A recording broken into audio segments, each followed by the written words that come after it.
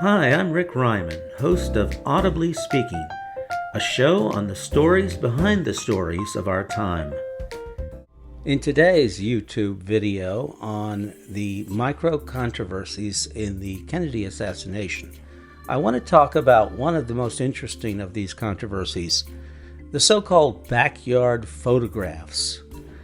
This is one of the mainstays of conspiracy theorists.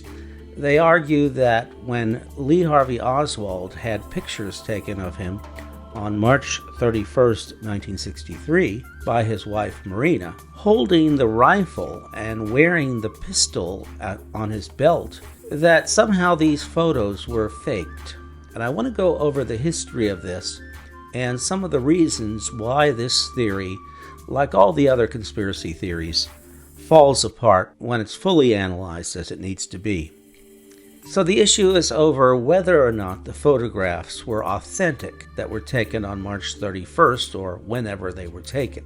In the photograph, Oswald is shown holding his rifle, wearing his pistol on his belt, and holding copies of The Worker and The Militant, both left-wing publications. Oswald was the one who said that these photos were faked. And in February 1964, Life magazine had a cover photo of one of the backyard photographs, which triggered many conspiracy theorists to argue that the photos were faked. And they argue this point from a number of different angles that we'll take a look at. As Robert Blakey, who was the chief counsel for the House Select Committee on Assassinations, pointed out, it's very important to pin down the authenticity of these photographs. As Blakey put it, if the backyard photographs are valid, they are highly incriminatory of Oswald, and they tend strongly to corroborate the basic story told by Marina Oswald. If they are invalid, how they were produced poses far-reaching questions in the area of conspiracy, for they evince a degree of technical sophistication that would almost necessarily raise the possibility that more than private parties conspired not only to kill the president, but to make Oswald a patsy. So wrote Robert Blakey in 1978. Let's examine the history of the backyard photographs and then take a look at some of the recent analyses of these photographs and the reasons why we can see immediately that they can't possibly have been faked. A total of 3 backyard photographs were found. In addition, a negative of one of the photographs was also found. The first discovery was on November 23, 1963, when a detective, Guy Rose, went out to Irving with a search warrant and searched Ruth Payne's garage and found a cardboard box with some photographs and various items within. He found that there were 2 prints of Oswald with the rifle and the pistol, and each of them showed him in a slightly different pose. That very night, Will Fritz brought this photograph to the attention of Oswald. Oswald immediately said that it was a fake. Specifically, he claimed that somebody had superimposed his face on the body of a different person and that it was completely inauthentic. The problem for Oswald was that Marina has always been consistent in admitting that she took the backyard photographs. We know that Oswald received his rifle and his pistol sometime after March 20th because the records show that these items were shipped to him on March the 20th. The radical publications he was holding in his hands were dated March 11th and March 24th. More recently, there's been an allegation that the posture of the body in the photographs is either not a natural human posture or impossible for any human being to sustain for more than a short period of time. This is the controversy that has been settled with the most recent advances in technology. The answer to this problem is also provided in the Vox video described earlier and linked in the description section for this video. As you can see from this article, a 3D stability analysis of Lee Harvey Oswald in the backyard photo The technology that's used is increasingly more sophisticated.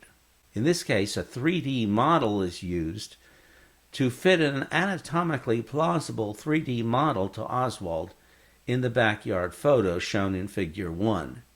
This article only looks at one of the pictures, but it is only concerned with the question of whether Oswald's posture is unnatural and impossible for a human to sustain.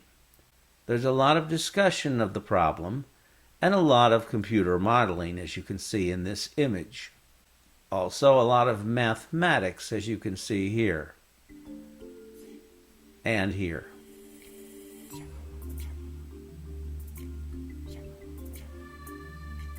So the technology is becoming increasingly sophisticated to reach the same conclusion reached by the Warren Commission and the House Select Committee on Assassinations, namely that the allegations of the photographs being faked cannot be supported by scientific evidence.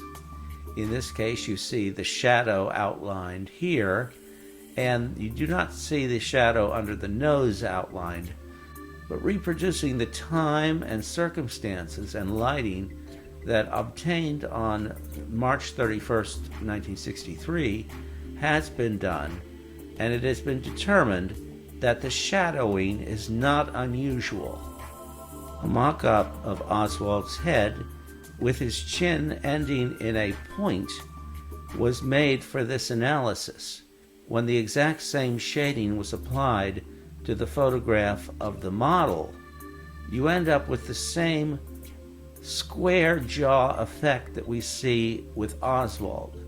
As the Vox video points out, this square jaw effect is not a representation of what Oswald really looked like, but rather a consequence of the shadow obscuring the lowest part of his face that ended in more of an angle than we see here in this photograph. Just as here, the model with an angular jaw appears square-jawed because of the shadow, which is exactly the same in both pictures.